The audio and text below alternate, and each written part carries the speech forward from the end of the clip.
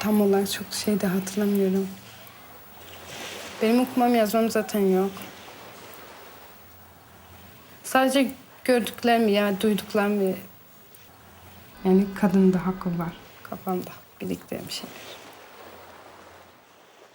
Can you just help out with a transport of a drunk goal 517's got one about 50 metres east of the aquarium in Flinders Street?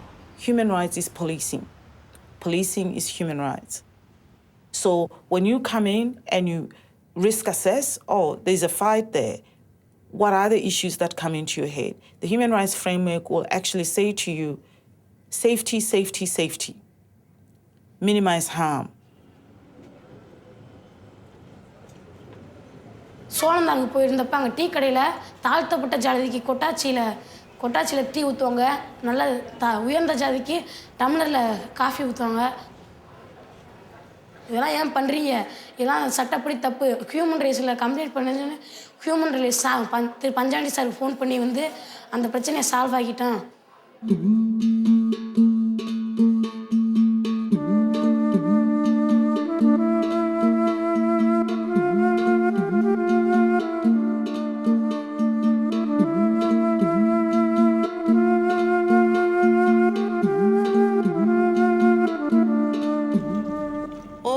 Human beings are born free and equal in dignity and rights. This is the powerful beginning of the Universal Declaration of Human Rights, proclaimed in 1948 by the then newly established United Nations. The full realization of human rights requires all human beings to be aware of their and other people's rights and of the means to ensure their protection. This is the task of human rights education, which builds knowledge, skills, and attitudes prompting behavior that upholds human rights. Human rights education can make a real difference in people's lives, whether a woman in Turkey, a police officer in Australia, or a child in India, as we see in this film.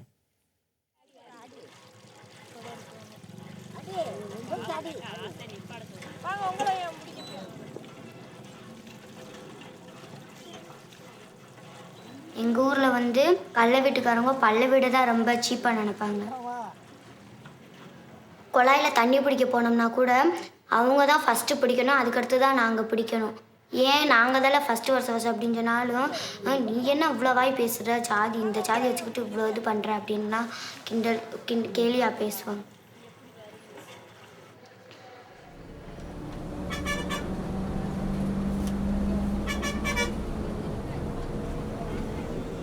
The community of people who formerly were known as the untouchables of this country, who are popularly known today as Dalits, the people who are upper caste, consider them to be impure.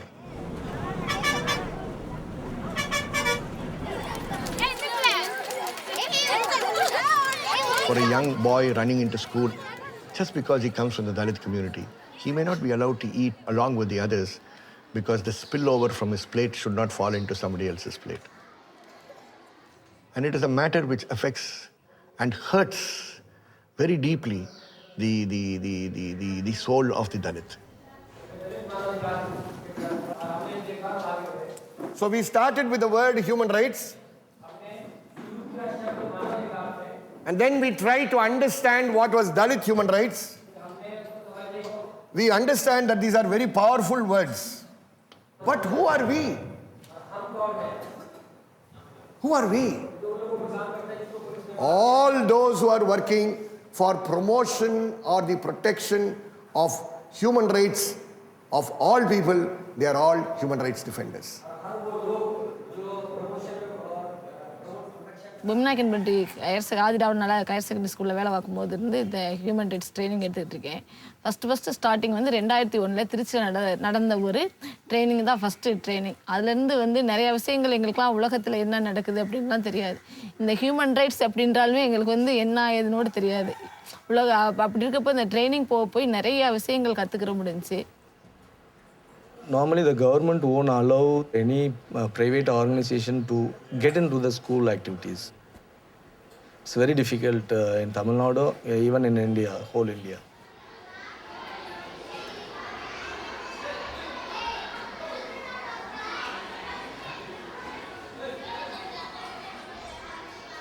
UN mechanism is the tool for us to approach the government. Then again, we have to convince the headmaster on the importance of human rights education.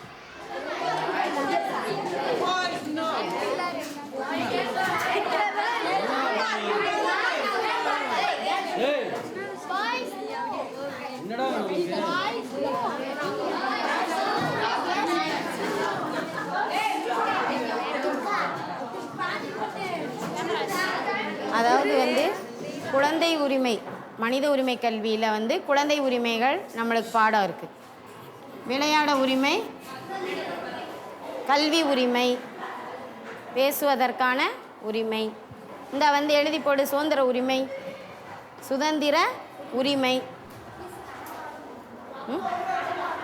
நடமாடும் உரிமை.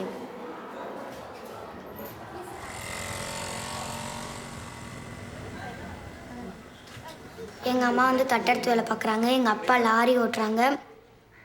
எல்லா வேலையும் என்னையை தான் பார்க்க சொல்லுவாங்க, எங்கள் அண்ணனை பார்க்கவே சொல்ல மாட்டாங்க. எங்கள் வீட்டில் ஆம்பளை பையங்களுக்கு தான் சப்போர்ட் பண்ணுவாங்க, பொம்பளை பிள்ளைக்கு சப்போர்ட் பண்ணவே மாட்டாங்க. ஏன் அவங்கள ஆம்பளை பையங்க இருக்காங்கல்ல, ஏன் அவங்கள பார்க்க சொல்ல, ரெண்டு பேரும் ஒரே பிள்ளை இதில், ரெண்டு பேர் நீங்கள் பெற்ற பிள்ளை இதில், எதுக்கு என்னையவே எல்லாம் சொல்கிறீங்கன்னு சொன்னால் அவங்க ஆம்பளை பையங்க, அவங்க தான் எங்களுக்கு கடைசி வரைக்கும் இருப்பாங்க, நீ எல்லாம் போயிடுவ அப்படின்னு சொல்லுவாங்க. அப்படி சொல்லி என்னை அடித்தாங்க. அடித்து கரண்டியை வச்செல்லாம் பின்னாடி அடித்தாங்க, முதுகில் அடித்தாங்க. அடித்து இந்த இடத்துல இப்படி காயம் ஆயிடுச்சு, எனக்கு மூஞ்சிலெல்லாம் இந்த எனக்குலாம் காயம் வந்துருச்சு. ஒரு வாட்டி ஒரு பிள்ளை அவங்க அம்மா என்னமோ திட்டுனாங்கன்னு சொல்லி தீக்குளிச்சு இறந்து போச்சு. அது ஒரு 2 வருஷத்துக்கு முன்னாடி அந்த பொண்ணு இறந்து போச்சு. ஒரு வாட்டியெல்லாம் நினச்சி இதே எங்கள் வீட்டில் பூச்சி போடுறதுக்கு மருந்து இருந்துச்சு, அதை சாப்பிட்றதுக்கு அப்புறமேலு எதுக்கு நம்மளுக்கு தான் சொன்னதா மிஸ் இருக்காங்கல்ல, அவங்கள்ட்ட சொல்லி எதுவாக இருந்தாலும் தீர்த்துக்கலான்னு சொல்லிட்டு தான். It slowly starts from the children. We cannot move the parents, we cannot say the parents, you have to change your attitude. A small group of children will gather, they will discuss the issues. They will move the community to discuss with the community members. The community members includes the parents of the children also, the same children. There is a space for the children to talk with their family itself. So that changes. That way we are creating the change in different ways. Teachers, children, and the family members, through the family members, neighborhood. So the chain will go like this. In Tamil Nadu, there is a practice in some area, they won't send their girl child to the school. Some children are asking their parents, why you are not sending my sister to the school? She has a right. In a simple way, we can say each child can make a change through practicing the human rights values. That is important. இங்கே வந்து teachers கிளாஸ்க்குள்ளே வந்தாங்கன்னா கம்போட தான் வருவாங்க. ஆனால் இந்த மனித உரிமை கல்வி வந்த பிறகு டீச்சர்ஸ் எல்லாம் கம்பை விட்டுட்டு நல்லா அன்பாக பேசுகிற மாதிரி வராங்க. எங்கள் பக்கத்து வீட்டுக்காரங்க ஒரு பொண்ணு வந்து சின்ன வயசுல நிச்சயதார்த்தம் பண்ணிட்டாங்க. 13 வயசு பிள்ளைய. இது இப்படிலாம் ஏன் பண்ணுறீங்கன்னாட்டா குடும்பத்தில் வரும தம்பி அப்படின்னு சொல்லிட்டாங்க. இதெல்லாம் தப்பு, அரசாங்கம் உங்களுக்கு படிக்கிறதுக்கு நல்ல பணம்லாம் செலவழிக்குது, படிக்க வைங்க அப்படின்னு சொன்னால் அவங்களும் படிக்க வச்சாங்க. அந்த நிச்சயதார்த்தத்தை நிறுத்திட்டு படிக்க வைக்கிறாங்க. அந்த பொண்ணு 9th படிச்சுட்டு இருக்கு. We are having hope. I too having hope on that. After my experience in our organization was long 6 years here, only in this educational process, trainings, field visiting schools, meeting with the children and teachers, that experience gave me the hope. It is possible, the change is possible in the society through the children and the teachers who are involved in this process. Now we are in 22 states, the human rights education program. பொண்ணா பிறந்ததில் நான் தப்பாக நினைக்கல. பொண்ணா பிறந்தது நல்லதான். பொண்ணா பிறந்த இப்போ நான் வந்து பொம்பளை பிள்ளைன்றனால தான் எனக்கு நிறைய உரிமைகள் கிடைக்குது. ஆனால் அது எனக்கு மறுத்துருக்கு. Go ahead. Oh, West Street, then you can find this code 1 was being relieved by Melbourne East to hospital. Go. Roger, thanks. We're just going to do a walkthrough of a couple of nightclubs, just letting you know there's about 40, 50 people in the laneway as well, so just letting you know that also. Ambulance have been called and should be on route all area. Call 781, we can assist us. 781, yeah, roger, no, thanks for that. It's just west of Flinders Lane and Elizabeth or so. I'll try and get some other units there to you as well. 305. Melbourne North 305, go ahead. Yeah, North 305, we're clearing the last. Could you mark us code 2 and shortly off? Frequency port 458. Melbourne North 305. Melbourne North 305, go ahead.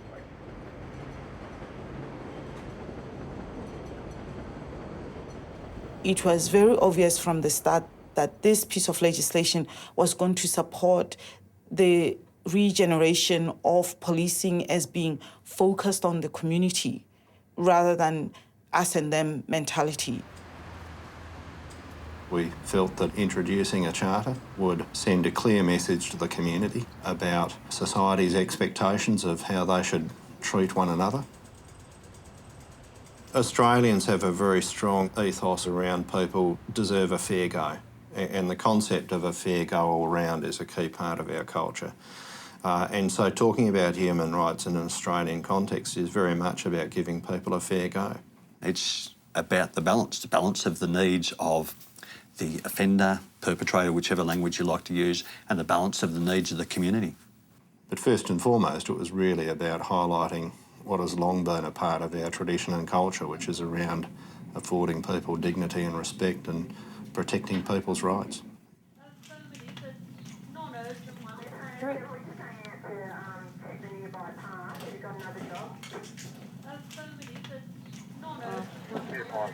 We're Flinders Street, you're fanning notice, you're going to go and now we'll bring it out to one of the lines.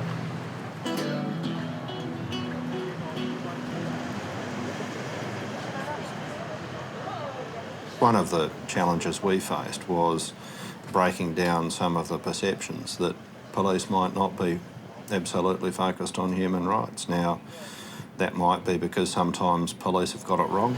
Flinders Lane in Elizabeth, just west of Elizabeth, we've got a drunk here that needs assistance. The first step really was about firing up people's radar, if you like, so that they actually started looking for those issues in the workplace. High complaints against police, some service delivery problems with really, really bad timelines on completing stuff, from victims reporting to getting offenders to court in time. We're having court costs issues with prosecutions that were failing because of poor investigation. G'day Kev, Torpy and Gall, code 1, Portal Drive. Questions around quality of prisoners' food, making sure that prisoners have access to sunlight, making sure that if we're dealing with suspects, we're respecting their right to silence. The scope of the program is, from day one, it was accessible to all employees of Victoria Police, from the admin worker who takes in the calls to the Chief Commissioner. Because if a receptionist is taking a call, they have to be thinking about the rights of the individual at the other end. Yeah, waiting for our freeway code 2, talking to watch house for a second. If a scientist is managing an investigation, they have to be thinking about the integrity of the evidence, because that is what is going to be protecting the community. Word got around that wherever somebody has done human rights education, there's less angst when they're dealing with the community. So we started to get flooded with requests. Human rights training is forms part of our foundation training program now. So recruits marching into the academy or going to the academy for their training phase do initial education in human rights.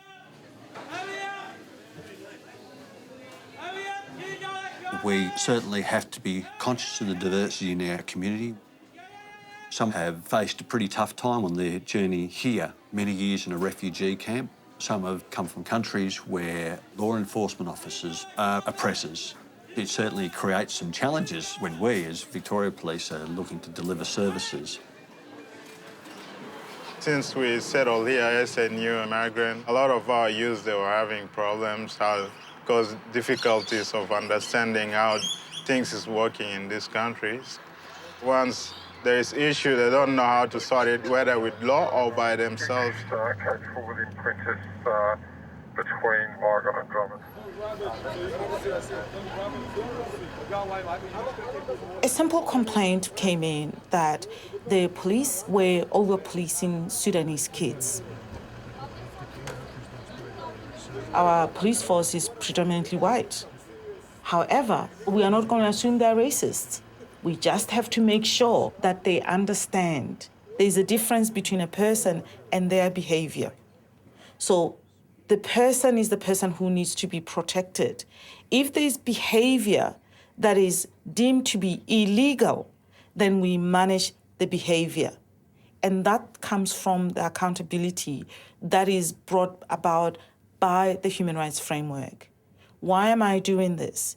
Is it legal? Is it proportional? You know that we're probably about 50 metres off Flinders Street. So we have very clear parameters. This is how we behave with the community. If you don't, you will be sanctioned. Yeah, 782, receive that, thanks.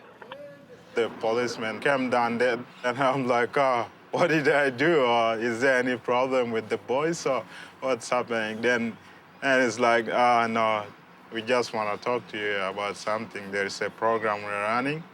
It's about the youth, youth leadership and all this sort of stuff. Then I'm like, okay, that sounds a bit interesting.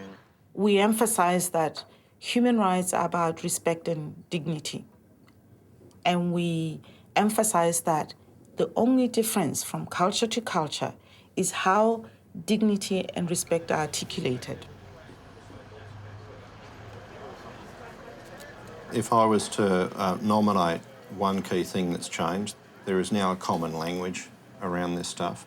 It is much easier now for me and my supervisors, and indeed police who are on the beat, to self-regulate, use a language that their colleagues or their subordinates understand when they're wanting to set expectations around how people should behave and how they should do what is a very difficult job.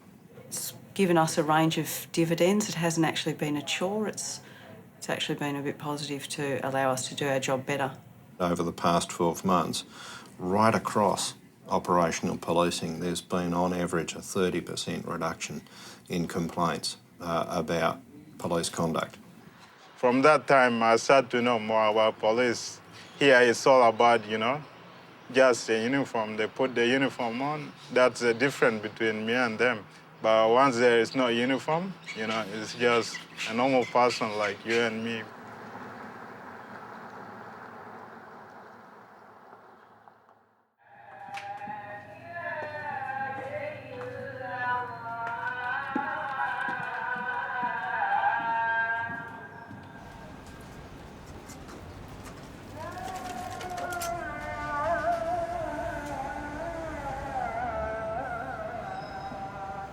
Ben de kendi daha çocuğu.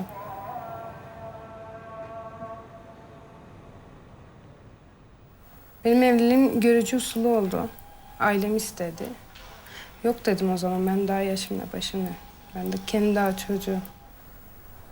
Gelin oldum, gittim öyle gördüm. Aniden mesela hiç bilmediğim bir ortama girdim. Bilmediğim başkasının yatağına girdim. Eşim 15 yaş benden büyüktü. Şu an 2 çocuğum var zaten. Hiç unutmam, ben hamileydim olduğuma 8 aylık. Beni o öyle tekmeledi ki. Böyle karnımı sakladım ellerimle falan, tekme vuruyordu karnıma. Bebeğime bir şey olmasın diye karnımı sakladım. Anneme anlatırdım, babama anlatırdım, beni suçlarlardı. Sen iyi davranmıyorsun. Hata senindir. Çok suçlayınca baktım ki onlarda zaten bana hiçbir şey yok. Ben de sustum. Bazen de ben de yani resmen çıldırıyordum. Ama hiçbir şey yapamıyordum. Boşanmaya karar verdim. Ben zaten ailem silahlarla peşime dalmıştılar. Beni arıyorlardı.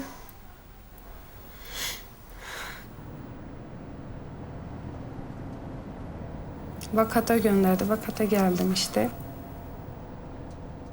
Bir kere Türkiye'de şiddet oranı çok yüksek olduğu için her türlü şiddet ama ekonomik, politik, psikolojik, kültürel, fiziksel ve cinsel.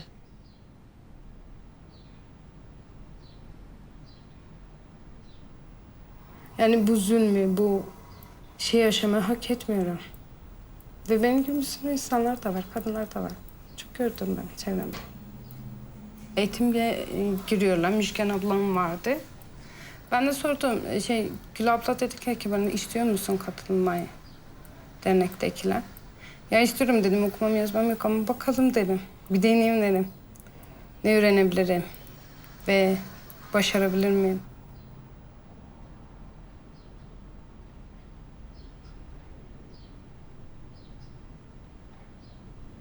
Bir değişiklik istiyorsa kadınlar ve biz onlarla buluşabiliyorsak bu tip güçlendirici faaliyetler, aktiviteler, eğitimlerle mutlaka hayatına değiyor.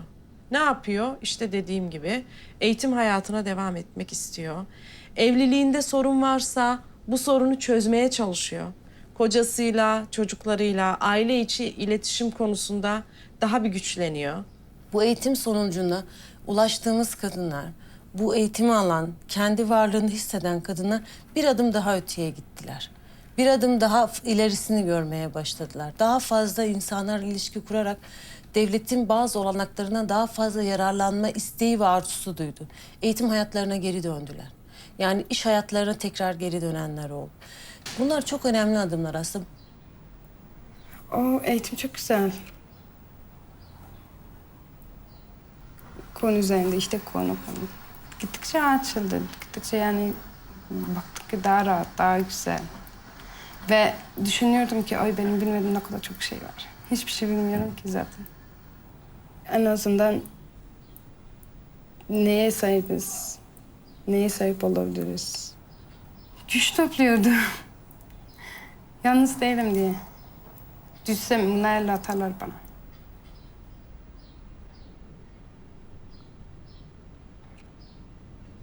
Nitekim bizim kadın insan hakları eğitim programlarına katılan pek çok kadın grup çalışmalarında gördü ki sadece kendisi yaşamıyor.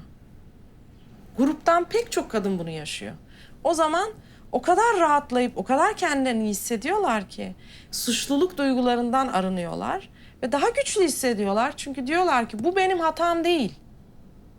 Bunu buradaki 20 kadından 18 kadın daha yaşıyor. O zaman sorun bende değil, sorun başka bir yerde. Sorun bütün bu toplumsal hayatta, toplumsal yapılanmada olduğu için de kadın kendini çok daha hissediyor.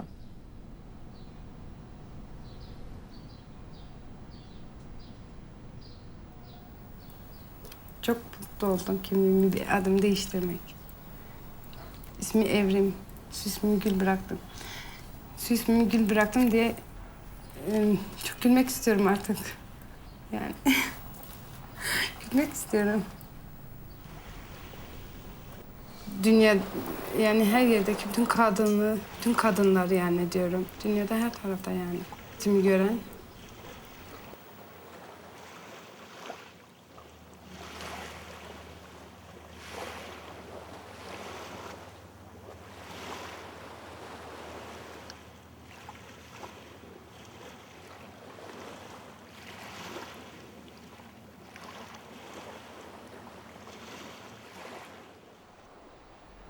I think when we talk about who is responsible for protecting human rights and for promoting human rights in the world, we have to talk first about the role of governments, because of course we have to lead the cause. We have to set the legal framework. and we have to monitor the implementation of the commitments. But this is also a responsibility of civil society. The organized civil society can play a very, very important role. And finally, the international organizations.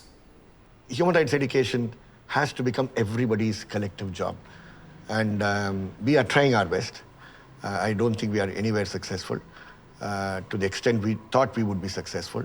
But I think the consciousness is growing. And I think that growing consciousness is what is important.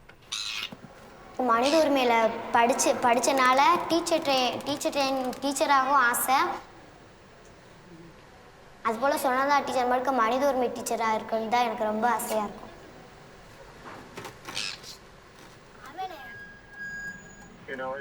We've started the thinking.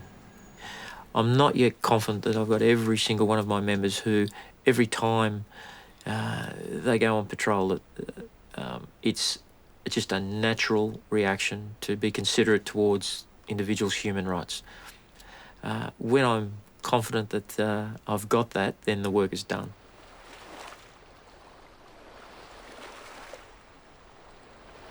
Güçlü hissediyorum. Hatta çok.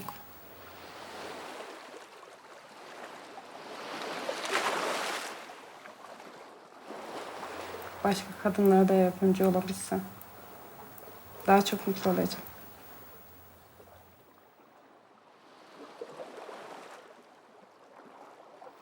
Benim istediğim de o. Örnek olmak.